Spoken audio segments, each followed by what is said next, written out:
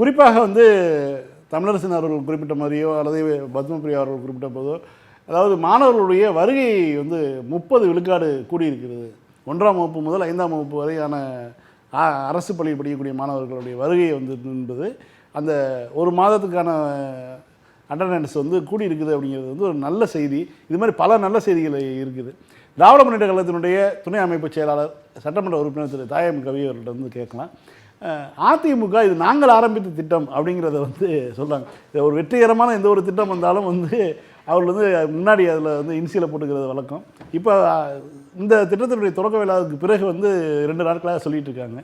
உங்களுடைய கருத்துக்கள்? அது எந்த விதத்தில் நம்ம ஏற்றுக்கொள்ளக்கூடிய கருத்து இல்லை. அது ஏன்னு பார்த்தீங்கன்னா, நீங்கள் ஏற்கனவே சொன்ன மாதிரி மாண்புமிகு தமிழ்நாடு முதலமைச்சர் இந்த சமீபத்தில் இந்த மயிலாப்பூரில் நடைபெற்ற அந்த பள்ளியினுடைய 5ஆம் கட்ட துவக்க விழாவில் பேசும்போது ரொம்ப அர்த்தமாக சொன்னாங்க. நீங்கள் சொன்ன மாதிரி மனம் நிறைவான நாள்னு சொன்னாங்க. அந்த மனம் நிறைவான நாள் என்ற வார்த்தைக்கு முன்னாடி பார்த்தீங்கன்னா எத்தனையோ ஒரு பெருமை நம்ம மாண்புமிகு முதலமைச்சருக்கு. அதனால் பார்த்தீங்கன்னா 50 காப்பியங்கள், சிலப்பதிகாரம், மணிமேகலை, சிவக சிந்தாமணி, குண்டலகேசி, வளையாபதி, 50 காப்பியங்கள். மணிமேகலை ஒரு அற்புதமான காப்பியம். அதில் வந்து உண்டி கொடுத்தோர் உயிர் கொடுத்தோர்னு வார்த்தை இருக்கும். அந்த உண்டி கொடுத்தோர் உயிர் கொடுத்தோர் என்ற அந்த வார்த்தைக்கு உயிர் விட்டவர் யாருன்னு பார்த்தீங்கன்னா மாண்புமிகு தமிழ்நாடு முதலமைச்சர் கழகத்தினுடைய பொட்ட தலைவர் ஆரியரன் தளபதி அவர்கள் தான் அதுக்கு உயிர் கொடுத்துருக்காங்க.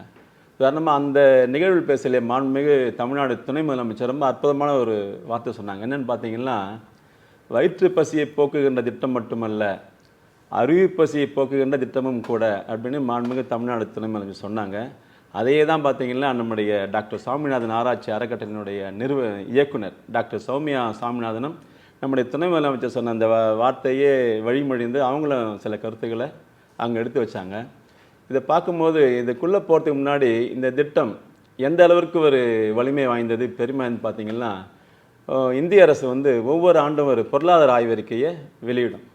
அந்த பொருளாதார ஆய்வறிக்கை யார் வாசிப்பாங்க அப்படின்னு பார்த்தீங்கன்னா, நாடாளுமன்றத்தின் மைய மண்டபத்தில் நின்று வாசிப்பவர் யாருன்னு பார்த்தீங்கன்னா அந்த அரசாங்கத்தினுடைய நிதியமைச்சர் வாசிப்பாங்க. அந்த வகையில் பார்க்க போனால் இந்த ஆண்டின் தொடக்கத்தில் 2020 தொடக்கத்தில் நாடாளுமன்ற மைய மண்டபத்தில் மாண்புமிகு நிதியமைச்சர் நிர்மலா சீதாராமன் அந்த பொருளாதார ஆய்வறிக்கையில் சொல்லப்பட்டிருக்கின்ற செய்திகளை சொன்னாங்க. அந்த பொருளாதார ஆய்வறிக்கை என்னென்ன சொல்லுவாங்கன்னு பார்த்தீங்கன்னா, ஒவ்வொரு மாநிலத்துடைய செயல்பாடுகள் அதை அங்கே குறிப்பிட்டு சொல்லுவாங்க. அப்படி சொல்லும்போது நம்முடைய தமிழ்நாடை பற்றி சொல்லும்போது ரொம்ப நிறைய பாராட்டு பத்திரம் போல் வாசிக்கப்பட்டது. உதாரணம் பார்த்தீங்கன்னா, நான் முதல்வன் மாண்புமிகு தமிழ்நாடு கொண்டு வந்த திட்டம் அதை பற்றி சொன்னாங்க. நான் முதல்வன் திட்டத்தின் மூலமாக தமிழ்நாடு இந்தியாவின் திறன்மிக்க மாணவர்களின் தலைநகரமாக மாறி போயிருக்கிறது நாங்கள். அதே மாதிரி மாண்புமிகு துணை முதலமைச்சர் நிர்வாகம் என்ற விளையாட்டுத்துறை இன்றைக்கி இந்தியாவினுடைய மையப்பகுதியாக மாறி இருக்கிறது அப்படின்னாங்க. அதே மாதிரி அந்த கட்டணமில்லா பேருந்து திட்டத்தின் மூலமாக மகளிருக்கு சேமிப்பு திறன் அதிகரித்திருக்கிறது அதுன்னு சொன்னாங்க. அதே மாதிரி நம்முடைய மகளிர் உரிமை தொகை அதையும் பெருமைப்பட சொன்னாங்க. அதெல்லாம் தாண்டி இன்னொன்று சொன்னாங்க, மற்ற மாநிலங்களிலிருந்து தமிழ்நாட்டிற்கு மருத்துவ சிகிச்சைக்காக வருகின்ற எண்ணிக்கை இந்த ஆண்டு 15 லட்சத்தையும் தாண்டி இருக்கிறது. காசு தர மாட்டாங்களே அதுவும் சொன்னாங்க. அது சொல்லிட்டு, அதாவது இந்தியாவில் வளர்ந்த மாநிலங்களில் 2வது இடத்தில் தமிழ்நாடு இருக்குது. அதே மாதிரி இந்த இந்தியா நிர்ணயிக்கிற பொருளாதார குறியீடுகளில் தமிழ்நாடு அதில் அங்கம் வகிக்கிறதுன்னு பல்வேறு பெருமைகளை சொல்லிக்கொண்டே வந்தவங்க இந்த காலை உணவு திட்டத்தையும் சொன்னாங்க. என்ன சொன்னாங்க பார்த்தீங்கன்னா, மாண்புமிகு தமிழ்நாடு முதலமைச்சர்களால் தமிழ்நாட்டில் அமல்படுத்தப்பட்டிருக்கின்ற காலை உணவு திட்டம் பள்ளிகளில் மாணவர்களின் வருகை சதவீதத்தை அதிகரித்திருக்கிறது. அதே போலவே சேர்க்கை வீதமும் அதிகரித்திருக்கிறது. இதையும் தாண்டி மாணவர்களுடைய கற்றல் திறன் மேம்பட்டிருக்கிறது. மாணவர்களுடைய இரத்த சோகை போக்கப்பட்டிருக்கின்ற அந்த நிறைய பாராட்டு பத்திரம் வாசித்தாங்க. சரி, இதுக்கெல்லாம் இந்த பெருமை இவ்வளோ பெருமை இருக்குது. இது எப்படி ஆரம்பிச்சுன்னு பார்க்கும்போது நீதி கட்சி காலத்தில் தான் முதலாக, அதாவது அரசாங்கம் என்பது அந்த பள்ளிகளின் மூலமாக கல்வியை மட்டுமே போதிக்கின்ற பணி மட்டும் இருக்கக்கூடாது, மாணவர்களின் வயிற்று பசியும் போகிறதுக்காக தான் முதல்ல நீதி கட்சி காலத்தில் அந்த பள்ளிகளில் அந்த மாநகராட்சி பள்ளிகளில் உணவு போகிற திட்டம் கொண்டு வந்தாங்க. அதுக்கு அடுத்தது பெருந்தலைவர் காமராஜர் அவர் ஆட்சி செய்தப்போ திருநெல்வேலிக்கு ஒரு நிகழ்ச்சிக்காக போகிறார். போகும்போது அந்த ரயில்வே கிராசிங் இருக்கும்போது அந்த ரயில்வே கேட் மூட்டு இருக்குது. அப்போ அந்த காலத்தாமதம் ஆகும்போது காமராஜர் என்ன பண்ணுறாரு, பெருந்தலைவர் காமராஜர் அந்த காரை வெட்டி யாரையும் நிற்கும் போது அவர் அருகாமையில் 2 பசங்க வந்து மாடு மேய்ச்சிருக்காங்க. அப்போ அவன்கிட்ட கேட்குறாரு, பள்ளிக்கு போகலையா அப்படின்றார். உடனே அந்த 2 பசங்க சிறுவர்கள் சொல்கிறாங்க, பள்ளிக்கு போனால் யார் சாப்பாடு போடுவாங்க? அப்போ உடனே பெருந்தலைவர் காமராஜர் கேட்குறாரு, சாப்பாடு கொடுத்தா பள்ளிக்கு போவியான்னு. ஓ போகுமேன்னு உற்சாகமாக பதில் சொன்னாங்க பசங்க. அப்போ அவனுங்க சொன்ன அந்த பதில் தான் தமிழ்நாட்டில் மதிய உணவு திட்டமாக உருவெடுத்தது. அதுக்கு பின்னாடி முத்தமிழ் கலைஞர் தமிழ்நாட்டை ஆட்சி செய்தப்போ சத்துணவு திட்டம் என்று இருந்ததை ஒரு சத்தான திட்டமாக மாற்றினார். சத்தான உணவு திட்டம் மாற்றி எப்படி மாற்றினார் பார்த்தீங்கன்னா, வழங்கப்படுகிற உணவுகளில் வாரந்தோறும் முட்டை கொடுத்தார். முட்டை சாப்பிடாத பசங்களை என்ன கொள்ளலாம்னு பார்க்கும்போது வாழைப்பழம் கொடுத்தார். இப்படி அதை கலைஞர் முத்தமிழ் கலைஞர் சத்தான திட்டம் உணவு திட்டம் மாற்றினாங்க. இப்போ மாண்புமிகு தமிழ்நாடு முதலமைச்சர் நம்முடைய கழகத்தினுடைய ஒப்பற்ற தலைவர் ஆரியன் தளபதி அவர்கள் இந்த ஆட்சியின் தொடக்கத்தில் சென்னை அசோக் நகரில் ஒரு ஸ்கூல் போகிறாங்க. போகும்போது அங்கே இருந்த மாணவிகளோடு சற்று உரையாடுறாங்க. வழக்கமாக கேட்போம்ல, எல்லாருமே வழக்கமாக கேட்கும்போது என்ன சாப்பிட்டியாமான்றாங்க சில மாணவிகிட்ட. சில பேர் சாப்பிடல அப்படின்றாங்க. ஏன் அடுத்த கேள்வி கேட்குறாரு. கேட்கும்போது வீட்டில் சமைக்கலை அப்படின்றாங்க. அப்புறம் அடுத்த மாணவிட்ட கேட்குறாரு, நீ சாப்பிட்டியாமா அப்படின்றாரு. அந்த மாணவியும் சாப்பிடல, வீட்டில் சமைக்கலன்னு அந்த மாணவியும் சொல்கிறாங்க. இன்னொரு மாணவிட்ட கேட்குறாரு, இல்லை டீ மட்டும் தான் குடிச்சிட்டு வந்தேன் அப்படின்றாங்க. அதை தாண்டி இன்னொரு மாணவிட்ட கேட்குறாங்க. கேட்கும்போது நான் பன்னு சாப்பிட்டு வந்தேன் அப்படின்றாங்க. அந்த ஒரு தருணம் நம்முடைய மாண்புமிகு முதலமைச்சருடைய உள்ளத்தை கலங்கடித்த காரணத்தினால்தான் இந்த காலை உணவு திட்டம் கொண்டு வரணும்னு கொண்டு வந்தாங்க. இது அந்த 2022 மே மாதம் 7ஆம் தேதி 110 விதிங்க அறிவித்தாங்க. அதாவது செப்டம்பர் 15, 2022 இந்த திட்டத்தை நான் தொடங்குவேன்னு சொன்னாங்க. தொடங்கிட்டு அந்த காலை உணவு திட்டத்தில் இப்போ ஏற்கனவே கேட்டிங்களே அந்த உணவில் என்னெல்லாம் இருக்கும் அப்படின்னு ஒரு பட்டியலே போடுறார் மாண்புமிகு தமிழ்நாடு முதலமைச்சர். இந்த காலை உணவு வெறுமனே கடமைக்கு தரப்படும் உணவாக இருக்கக்கூடாதுன்னு சொல்லிட்டு ஒரு பட்டியல் போடுறார். அதாவது வேலை நாட்களில் எந்தெந்த நாளில் எந்தெந்த உணவை தரலாம் அப்படின்னு பார்க்கும்போது பிரமிப்பாக இருக்கு. அந்த பட்டியலை பார்க்கும்போதே சொல்கிறார், திங்கட்கிழமையில் என்னென்ன போடலான்னு பார்க்கும்போது 4 வகையான உணவு சொல்கிறாங்க. முதல்ல உப்புமா, ரவா உப்புமா, கோதுமை உப்புமா, சேமியா உப்புமா, அப்புறம் அரிசி உப்புமா. இந்த 4 உப்புமாவில் ஏதாவது ஒன்று கூடவே இந்த சாம்பார் காய்கறி போடணுன்றாங்க திங்கட்கிழமையில். சரி, செவ்வாய்க்கிழமை என்ன பண்ணலான்னு பார்க்கும்போது கிச்சடி தரணும்னு சொல்கிறாங்க. ரவா கிச்சடி, அப்புறம் இந்த சோள கிச்சடி, சேமியா கிச்சடி, இந்த கோதுமை கிச்சடி இது கொடுத்துட்டு கூடவே காய்கறி சாம்பார் தரணுன்றாங்க. சரி, புதன்கிழமை என்ன தரலாம் அப்படின்னு பார்க்கும்போது ரவா பொங்கல், வெண்பொங்கல் கூடவே காய்கறி சாம்பார் இதை தரணும்னு சொல்கிறாங்க. சரி, இதெல்லாம் அப்புறம் வியாழக்கிழமையில் திரும்பி இதுவே திங்கள் என்ன தரமோ அந்த ரவா உப்புமா, கோதுமை உப்புமா, அந்த சேமியா உப்புமா, அரிசி உப்புமா இதில் ஏதாவது வியாழக்கிழமையில். திரும்பி வெள்ளிக்கிழமை கிச்சடி அதே மாதிரி தான். அந்த ரவா கிச்சடி, கோதுமை கிச்சடி, சோள கிச்சடி, சேமியா கிச்சடி இது எல்லாம் போடணும்னு சொல்கிறாங்க. அதாவது இந்த நிர்ணயிக்க எந்த உணவை செலக்ட் பண்ணுறாங்களோ, உதாரணமாக அரிசியில் அன்றைக்கி பண்ணால் கோதுமை ரவாலாம் இருக்குல்ல, அது 50 கிராம் இருக்கணும். அதுக்கப்புறம் 50 கிராமில் அந்த உணவு பண்ணும்போது உள்ளூரில் விளைகின்ற தானியங்களை தான் பயன்படுத்தணும் அப்படின்னு அதில் ஒரு வார்த்தை சேர்க்குறாங்க. அதுக்கப்புறம் அந்த சாம்பார் வைக்கிறது பருப்பு தேவை இல்லையா, அது 15 கிராம் சேர்க்கணும்னு சொல்கிறாங்க. இது ரெண்டும் அந்த சாம்பாரில் பருப்பு சாம்பார் 15 கிராம் சேர்த்துட்டு அது கூடவும் உள்ளூரில் விளைகின்ற காய்கறிகள் தான் சேர்க்கணும் அதுவும் சொல்கிறாங்க. சேர்த்துட்டு இதெல்லாம் ஒரு உணவாக உருவெடுக்கும் போது கிட்டத்தட்ட 150 கிராம்லேருந்து 200 கிராம் வரைக்கும் ஒவ்வொரு மாணவனும் தரணும். கூடவே அந்த சாம்பார் கொடுக்கும்போது அந்த 100 மில்லி சாம்பார் அது கண்டிப்பாக தரணும்னு சொல்கிறாங்க. இப்படி அவங்க சொன்ன மாதிரி, நம்ம பத்மபிரி அவங்க சொன்ன மாதிரி ஒரே உணவை சாப்பிட்டு பசங்க அந்த போர் அடிக்காமல், அது சலிச்சு போகாமல் ஒவ்வொரு நாளும் தன் வீட்டு பிள்ளைக்கெல்லாம் எப்படி சாப்பிட்ணுன்னு நினைப்பாங்களோ அதே மாதிரி தான் ஒவ்வொரு நாளும் சுவையான உணவை தந்து மாணவர்களை இது பண்ணுறாங்க. சரி, இது எப்போ தொடங்கலாம் அப்படின்னு பார்க்கும்போது பார்த்தீங்கன்னா அதாவது இந்த ஸ்கீம் இந்த திட்டத்தை அறிவிக்கும் போதே ஒரு நோக்கங்களாக அறிவிக்கிறேன். என்ன நோக்கம்னு பார்த்தீங்கன்னா, இந்த காலை உணவு திட்டத்தால் அதாவது 8:15 மணிலேருந்து 9 மணிக்குள்ள உணவு கொடுத்துடணும் 1.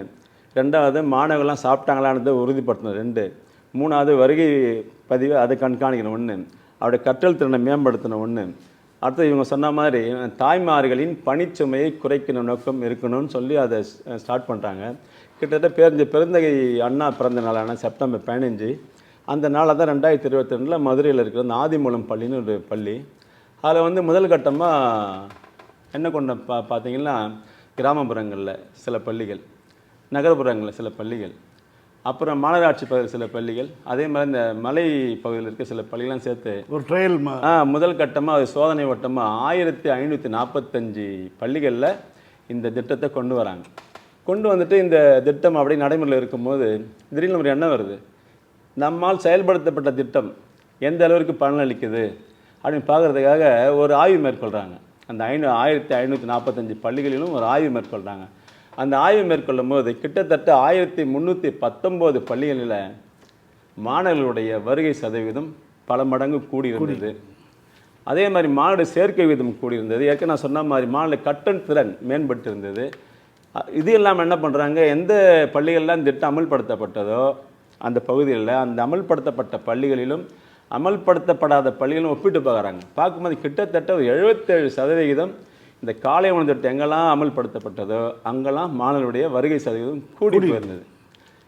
இது முதல் கட்டமாக இது நல்ல ஒரு வெற்றிகரமான இது நடைமுறை வந்ததுனால தலைவர் என்ன பண்ணுறாங்க, உடனே மறு ஆண்டு 2023 மார்ச் மாதம் 1ஆம் தேதி 2வது கட்டமாக தொடராங்க. கிட்டத்தட்ட ஒரு 443 பள்ளிகள். நீங்கள் சொன்ன மாதிரி அந்த மாநகராட்சியில் முன்னாடி அந்த 4 பகுதியில் பண்ணாங்க இல்லையா, நகராட்சி பகுதி, மாநகராட்சி, மலை, கிராமப்புற பகுதி. இப்போ என்ன பண்ணாங்க, 2வது கட்டமாக நகராட்சி பகுதிகளிலும் நகரப்பகுதிகளிலும் கிட்டத்தட்ட 443 பள்ளிகளை செலக்ட் பண்ணுறாங்க.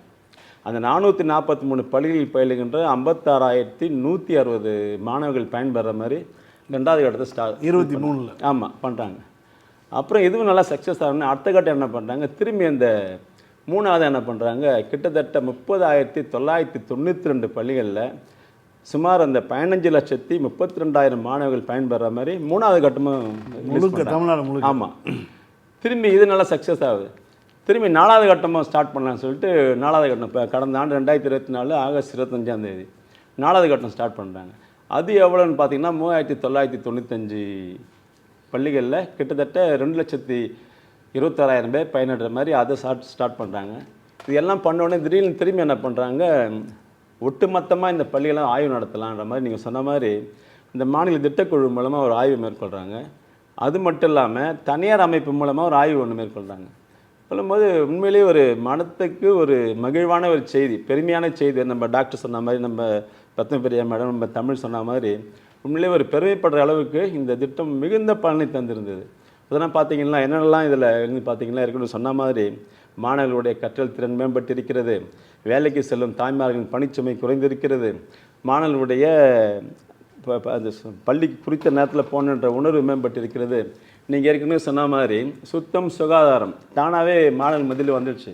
முன்னாடிலாம் கை கழுவாமல் ஒரு பள்ளியை போய் பார்த்தேன்னு சொன்னேன் இல்லையா, அது உங்களுடைய தொகுதியில் இருக்கக்கூடிய ஒரு பள்ளிக்கூடம் தான். அப்படிங்களா? அதில் தான் தாய்மார்கள் ஊட்டி விடுறதோ, மாணவர்கள் வரிசையில் போய் ஒழுங்காக அந்த வரிசையில் அமர்ந்து சாப்பிட்றது, இது எல்லாமே அவங்க உங்கள் தொகுதியில் நடந்த ஒரு பள்ளி தான். அதுதான் நீங்கள் சொன்ன மாதிரி பார்த்தீங்கன்னா இந்த எல்லாமே என்னென்ன ஒரு நல்ல பழக்க வழக்கங்கள், ஏதாவது பசங்க சகஜமாக பழகக்கூடிய சூழ்நிலை, சந்தோஷமாக இருக்கக்கூடிய சூழ்நிலை, பாடத்தில் கவனம் செலுத்தக்கூடிய சூழ்நிலை, அப்போ ஆசிரியரிடம் நடக்கிற நன்னடத்தை, அதெல்லாம் பார்த்தீங்கன்னா பசங்களுக்கு பல மடங்கு பலனளித்தது. இதெல்லாம் தாண்டி பார்த்தீங்கன்னா அந்த ஏற்கனவே நம்ம தமிழ் சொன்ன மாதிரி, அதாவது இதை பார்த்து அந்த கனடா நாட்டில் அமல்படுத்தியிருக்காங்க. இன்னும் சில நாடுகளில், இன்னும் சில மாநிலங்களில் இந்த திட்டம் அமல்படுத்த போகின்ற ஒரு மகிழ்ச்சியான செய்தி நம்ம எல்லாம் ஆட்கொண்டிருக்கு. உண்மையிலே மகிழ்ச்சியான இது திட்டம் தான் அது. நீங்கள் சொன்ன மாதிரி பார்த்தீங்கன்னா பசங்களுக்கு அந்த படிக்கின்ற மாணவர்கள், அதாவது அவங்களே சாப்பிடுவாங்களா, சாப்பிட்டு போர் அடிக்க சூழ்நிலை இல்லையான்னு பார்த்தீங்கன்னா, இப்போ ஏற்கனவே நம்முடைய இந்த மாணவர்கள்லாம் எந்த வகையான உணவு எப்படி சமைக்கிறான்னு பார்த்தீங்கன்னா, மாநகராட்சி நகராட்சி பகுதியில் ஒரு சமையல் கூடத்தில் சமையல், அதுதான் இந்த இதில் ரொம்ப முக்கியமான, எங்கே சமைக்கப்படணும், யார் சமைக்கணும், அதுதான் இந்த திட்டத்தினுடைய மிக மிக மிக முக்கியமான ஒரு செய்தி. அதுதான் சொல்ல வரேன். இது என்ன பண்ணுறாங்க, மாநகராட்சி பகுதியில் நகராட்சி பகுதியில் ஒரு இடத்துல சமைச்சு வாகனத்தின் மூலமாக எல்லா பள்ளிகளுக்கும் அதை விநியோகம் பண்ணுறாங்க இல்லையா. ஆனால் கிராமங்கள்லேயும் அந்த ஊரக பகுதி எப்படி பண்ணுறாங்க அப்படின்னு பார்த்தீங்கன்னா, அதாவது எந்தெந்த பள்ளிகளில் படிக்கின்ற பசங்க இருக்குன்னு பார்த்தீங்களா, அவங்களுடைய தாய்மாரெலாம் ஒரு மகளிர் சுயதுக்குழு இருப்பாங்க. அந்த மகளிர் சுயதுக்குழு தான் சமைக்கிற பொறுப்பை கொடுக்குறாங்க. குறிப்பாக எப்படி தராங்கன்னு பார்த்தீங்கன்னா, பள்ளிகளில் அந்த பள்ளி எந்த மாணவன் படிக்கிறானோ அந்த மாணவனின் தாயார் எந்த சுயதுக்குழு இருக்காங்க அவங்களுக்கு அந்த பொறுப்பை ஒப்படைக்கிறாங்க, பசங்க மாணவர்களுக்கு சமைச்சு கொடுங்கன்னு.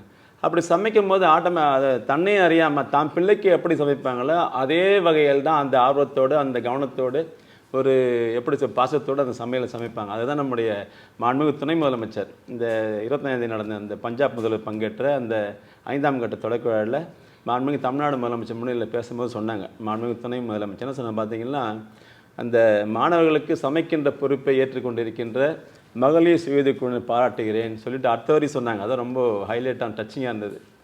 தாய்மை உணர்வோடு மாணவர்களுக்கு சமைத்து போடுகின்ற தாய்மார்களை பாராட்டுகிறேன்னு ரொம்ப அர்த்தமாக சொன்னாங்க.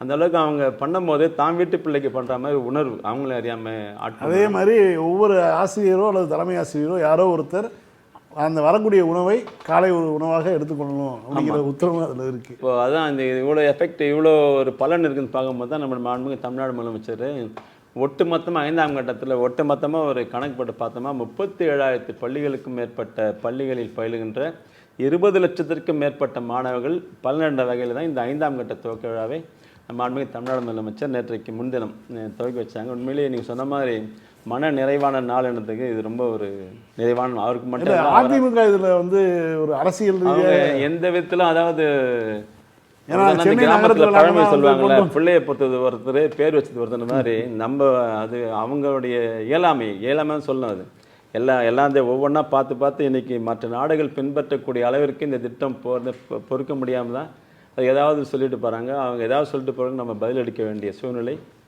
இல்லை தான். அதை விட திட்டத்தினுடைய வெற்றி பெரிதாக இருக்கிறது அவ்வளோதான் கண்டுக்க கூடாது அப்படிங்கிறது மாண்புமிகு தமிழ்நாடு சொன்னாங்க. அதாவது எத்தனையோ நிதி நெருக்கடி நிதி சுமை இருந்தாலும் கூட இந்த திட்டத்தை பார்த்து பண்ணிவிட்டு அந்த நிகழ்ச்சியில் பேசணும்னு சொன்னாங்க. மாணவர்களை வழக்கமாக ஒரு பள்ளி நிகழ்வுகள் மாணவர்கள் மத்தியில் பேசும்போது தவறாமல் ஒரு வார்த்தை சொல்லுவாங்க, படியுங்கள் கல்வி ஒன்று தான் உங்களது சொத்து அப்படின்வாங்க. அது மாதிரி எத்தனையோ சுமைகளுக்கு இடையில் மாண்புமிகு தமிழ்நாடு முதலமைச்சர் இந்த காலை உணவு திட்டத்தை அமல்படுத்தியிருக்காங்க. மாணவர்கள் நிறைய படித்து உயர்வான நிலைக்கு வர வேண்டும் என்பதே எல்லோருடைய விருப்பம்.